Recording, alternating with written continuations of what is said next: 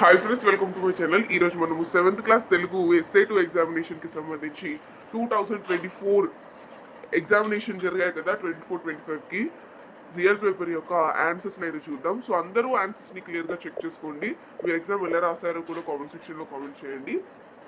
So first దానికైతే చూద్దాం. So అక్షర దోషం ఉన్నటువంటి పదాన్ని మనం ఈ ఆప్షన్స్ నుంచి మనము ఫైండ్ అవుట్ చేయాలి. సో ఈ 4 ఆప్షన్స్ అనేవి ఎటువంటి అక్షర దోషం లేదు, అన్ని స్పెల్లింగ్స్ అయితే కరెక్టే ఉన్నాయి. సో దాట్ మీరు ఏ ఆప్షన్ రాసినా కూడా కరెక్ట్, కాబట్టి మీరు ఏ ఆప్షన్ రాసినా కూడా కరెక్టే. కానీ ఏ ఆప్షన్ రాయకుండా మాత్రం రాకండి, ఏదన్నా ఒక ఆప్షన్ రాసే వస్తే మీకు ఫుల్ మార్క్స్ అయితే ఇస్తారు. సో నెక్స్ట్ సెకండ్ దానికి వచ్చేసి దివి అనే పదానికి వ్యతిరేక పదం రాయాలి. సో వ్యతిరేక పదం చూసుకున్నట్లయితే భువి అనేది correct answer. Option A is the correct answer, right. Next third question చూసుకున్నట్లయితే ఇచ్చినటువంటి పదానికి సరైన అర్థం రాయాలి. సో తనువు అనే పదం అయితే ఇచ్చారు. సో దీనికి వచ్చేసి కాయము అనేది correct answer, option B, right. So కింది వాక్యంలో గీత గీసిన పదానికి పర్యాయ పదాలు, ధరిత్రి అనే పదానికి పర్యాయ పదాలు రాయండి అన్నారు. సో ఫోర్త్ దానికి వచ్చేసి ఆప్షన్ సి, భూమి నేల అనేది correct answer, right. Next fifth question చూసుకున్నట్లయితే అమ్మ అనే పదానికి ప్రకృతి పదాన్ని రాయాలి. అంబ అనేది correct answer, right. Next sixth question చూసుకున్నట్లయితే వాక్యంలో మనకు పదభ్రమక పదాన్ని ఇవ్వండి అని అడుగుతున్నారు. సో పదభ్రమక పదం చూసుకున్నట్లయితే తెనాలి రామలింగానికి వికట కవి అని బిరుదు కలదు. సో సిక్స్త్ దానికి ఆన్సర్ వచ్చేసి మనకు ఆప్షన్ ఏ, వికట కవి, రైట్. సో నౌ మనం సెవెంత్ క్వశ్చన్ చూసుకున్నట్లయితే ఇక్కడ ఒక పద్యం ఇచ్చి మనకు ఒక ప్రశ్న అడిగారు. సో పై వాక్యం ఆధారంగా బొగ్గు పులుసు వాయువును తగ్గించి ప్రాణవాయువును పెంచడానికి ఏం చేయాలి అని అడిగారు. సో మనకు సెవెంత్ దానికి ఆన్సర్ వచ్చేసి ఆప్షన్ డి, చెట్లు చేమలు పెంచాలి, రైట్.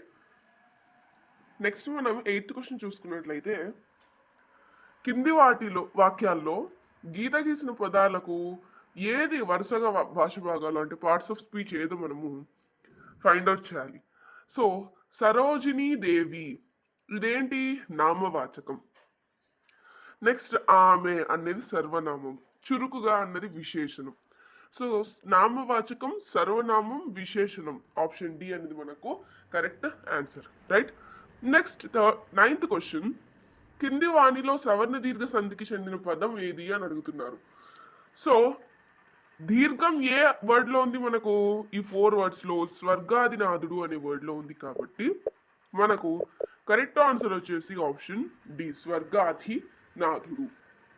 దీన్ని మనం విడదీసి చూసుకున్నట్లయితే స్వర్గ ప్లస్ అధినాథుడు,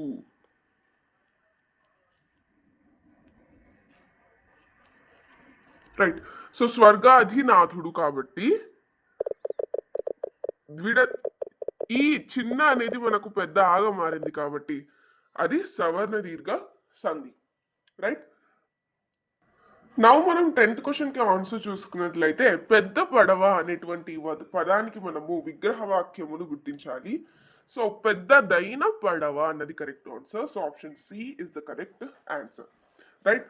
నెక్స్ట్ 11th క్వశ్చన్ చూసుకున్నట్లయితే ఈ వాక్యంలో విభక్తి ప్రత్యయమును గుర్తించండి అని అడుగుతున్నారు. సో సీత కొరకు రాముడు చాలా ప్రదేశములు గాలించాడు. సో కొరకు అనేది మనకు విభక్తి ప్రత్యయము. So option D is the correct answer. Next 12th question ఇది ఏ సంధికి చెందినది అన్నది మనము ఫైండ్ అవుట్ చేయాలి. సో ఏ ప్లస్ చోట, సో ఏ ప్లస్ చోట అన్నది ఏ సంధికి చెందినది అంటే త్రిక సంధి. సో 12th దానికి బి అనేది కరెక్ట్ ఆన్సర్. సో ఇక్కడ చూడండి, ఇందులో పూర్వపదాన్ని ఇలా అంటాము. సో ఈ పదం పూర్వపదం అంటే ఇది కాబట్టి, పరపదం ఇది కాబట్టి పూర్వపదాన్ని త్రికము అంటారు. రెండిటి మధ్య సంధి జరిగితే త్రిక సంధి అంటారు. సో ఎక్కడైతే త్రిక సంధి జరిగిందో దాన్ని పూర్వపదాన్ని త్రికము అంటారు, కాబట్టి పూర్వపదం ఏమంటుంది ఇప్పుడు ఇక్కడ ఏమవుతుంది మనకు త్రికము అవుతుంది. So option B is the correct answer. Next 13th క్వశ్చన్లో కర్మను మనం గుర్తించాలి. ఎప్పుడైనా కానీ కర్త కర్మ క్రియ, క్రియ అనేది లాస్ట్ లో ఉంటుంది, కర్త అనేది చేసేవాడు, కర్మ అనేది ఆ పని. సో ఇక్కడ 13th క్వశ్చన్లో విభీషణుడు, ఇక్కడ విభీషణుని కర్మ. సో రాముడు రావణుని తమ్ముడైన విభీషణుని, సో విభీషణుడు అనేటువంటి కర్మ ఇక్కడ, రైట్. నెక్స్ట్ 14th క్వశ్చన్ చూడండి, ఇక్కడ ప్రింటింగ్ మిస్టేక్ పడింది. సో 14th అది అక్కడ. సో కింది వాక్యాలలో అసమాపక క్రియ, అసమాపక క్రియ అంటే క్రియ కంప్లీట్ అవ్వలేదు, ఆ వాక్యాన్ని మనం ఇక్కడ ఫైండ్ అవుట్ చేయాలి. సో కౌసల్య రాముణ్ణి చూసి సంతోషించింది. So option A is the correct answer, right. Next 15th క్వశ్చన్లో అకర్మక వాక్యమును మనము ఫైండ్ అవుట్ చేయాలి. సో అకర్మక వాక్యం చూసుకున్నట్లయితే వాడు ఉత్తరమును చదివాడు, అతడు కాలు జారి పడ్డాడు. So option B is the correct answer. అతడు కాలు జారి పడ్డాడు అన్నది మనకు ఆన్సర్, రైట్. సో నెక్స్ట్ మనకు 16th వచ్చేసి ఒక ఆత్మకథ అయితే ఇచ్చి కొన్ని ప్రశ్నలు అయితే అడిగారు. సో 16thలో యారాడ కొండ ఏ ప్రాంతంలో ఉంది అంటే తూర్పు కనుమలు, రైట్. 16th దానికి option A is the correct answer.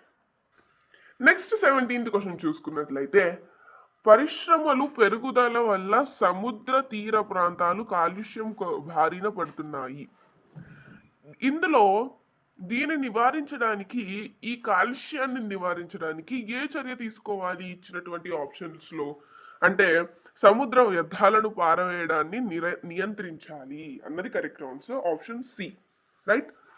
Next 18th question చూసుకున్నట్లయితే మీరు ఒక పర్యావరణ పరిరక్షకునిగా యారాడ కొండ పర్యావరణం పరిరక్షణ కోసం ఏం చేస్తారు అని అడుగుతున్నారు. సో స్థానిక ప్రజలకు పర్యావరణ పరిరక్షణపై అవగాహన కల్పిస్తాను, option B is the correct answer, right. Next వచ్చేసి మనకు ఒక పోస్టర్ని అయితే ఇచ్చారు. సో పోస్టర్ కింద కొన్ని ప్రశ్నలు అయితే అడిగారు. సో వాటికి మనం ఇప్పుడు సమాధానాలు రాయాలి. So 19th question, Mahatma Gandhiji భారతదేశం గురించి ఎటువంటి కలలు కన్నాడు అంటే పరిశుభ్రమైన అభివృద్ధి చెందిన దేశం, ఆప్షన్ ఏ, ఆ విధంగా కలలు కన్నారు మహాత్మా గాంధీజీ. నెక్స్ట్ 20th క్వశ్చన్లో ఈ ప్రతిజ్ఞలోని అంశాలను ప్రజలకు ఎటువంటి స్ఫూర్తినిస్తాయి అంటే ఆప్షన్ బి, ప్రతి వ్యక్తి తన పరిశుభ్రతతో పాటు సమాజ పరిశుభ్రత కూడా చేయాలి, రైట్. నెక్స్ట్ 21st క్వశ్చన్ వచ్చేసి మనకి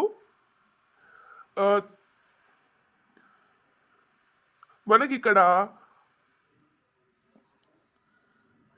ఒక పద్యం అయితే ఇచ్చారు కదా, ఒక కవిత. సో ఆ కవిత రాసినటువంటి రాళ్లవల్లి అనంత కృష్ణ శర్మ గారి గురించి రాయండి అని అంటున్నారు. అంటే ఇండైరెక్ట్ గా మీకు ఏమంటున్నారు అంటే కవి పరిచయాన్ని రాయండి అని అడుగుతున్నారు. సో మీరు ఇక్కడ ఆన్సర్ అయితే చూడొచ్చు, ఈ విధంగా ఆన్సర్ అయితే మీరు రాయాలి. కవి పరిచయం, కవి పేరు, కాలం అదంతా రాయకపోయినా కానీ ఈ విధంగా పారాగ్రాఫ్ రాసినా కానీ మీకు మార్క్స్ అయితే ఇస్తారు. పాయింట్ వైజ్గా రాయండి, right. So next 22nd question, పద్యం చదివి మనము భావం అయితే రాయాలి, రైట్. సో గురుభక్తియు విద్యలపై తరగని విశ్వాస సంపద, వినయము నిరంతర సాధన ధారణ పునశ్చరణము విద్యార్థికి అవసర లక్షణముల్. సో దీనికి చూసుకున్నట్లయితే భావం ఇప్పుడు, సో మీరు భావం అయితే ఇక్కడ చూడొచ్చు. గురువుల పట్ల భక్తి, చదువుల పట్ల అపార నమ్మకం, పెద్దల పట్ల వినయం, నిరంతరం కష్టపడే తత్వం, ఏదైనా అంశాన్ని గ్రహించినప్పుడు నిలుపుకోవడం, ధారణ అంటే ఏదైనా అంశాన్ని గ్రహించినప్పుడు నిలుపుకోవడం అంటే ధారణ, నేర్చుకున్న అంశాన్ని వల్ల వేసుకోవడం అనే సుగుణాలు విద్యార్థికి చాలా అవసరం. సో ఈ భావాన్ని మీరు అక్కడ రాసినట్టయితే, లేకపోయినా మీ ఓన్ సెంటెన్స్లో రాసినా కానీ కరెక్ట్గా రాసినట్టయితే మీకైతే మార్క్స్ అయితే ఇస్తారు, రైట్. సో నెక్స్ట్ మనం 23rd క్వశ్చన్కి ఆన్సర్ చూసుకున్నట్లయితే రాజు తన కంబలి తనకు ఇవ్వకపోయినప్పటికీ ఆత్మానందుడు రాజుకు రక్షాబంధనం ఎందుకు కట్టాడు. నెక్స్ట్ వచ్చేసి మనకు 24th క్వశ్చన్, లేపాక్షి ఉత్సవాల గురించి మీ సొంత మాటల్లో రాయండి. సో దీనికి కూడా మీరు ఇక్కడ ఆన్సర్ అయితే చూడొచ్చు. ఈ విధంగా నేర్చుకొని రాసి ఉంటే మీకు ఫుల్ మార్క్స్ అయితే ఇస్తారు. నెక్స్ట్ 5th క్వశ్చన్ చూసుకున్నట్లయితే కవిశేఖర్ ఉమర్ అలీషా తెలుగు సాహిత్యానికి ఎలాంటి కృషి చేశారో రాయండి అని అడిగారు. సో దీనికి కూడా మీరు ఈ విధంగా ఆన్సర్ రాసింటే మీకు ఫుల్ మార్క్స్ అయితే ఇస్తారు. సో నెక్స్ట్ ఒక చిత్రం అయితే ఇచ్చారు, కింద మనకు ఈ పిక్చర్స్ అయితే ఇచ్చారు. పిక్చర్స్ ఆధారంగా కథను మనము ఎక్స్పెక్ట్ చేసి తర్వాత ఏం జరిగిందో, ఇక్కడి వరకు అయితే కథ ఇచ్చారు వాళ్ళు, ఆ తర్వాత ఏం జరిగిందో మనం ఎక్స్పెక్ట్ చేసి రాయాలి. సో ఈ కథ మనకు ఆల్రెడీ తెలిసిందే. సో మీరు ఓన్ సెంటెన్సెస్లో రాసిన కానీ మీకు ఫుల్ మార్క్స్ అయితే ఇస్తారు, రైట్? సో మీరు ఎగ్జాంపుల్గా ఈ విధంగా ఇక్కడ అయితే చూడొచ్చు. మీరు ఈ విధంగా నేనైతే ఇక్కడ కీషీట్ ప్రకారంగా ఈ విధంగా అయితే ఇచ్చాను. సో మీరు ఎలా రాసినా కానీ ఓన్ వర్డ్స్లో రాసినా కానీ మీకైతే మార్క్స్ ఇస్తారు, రైట్?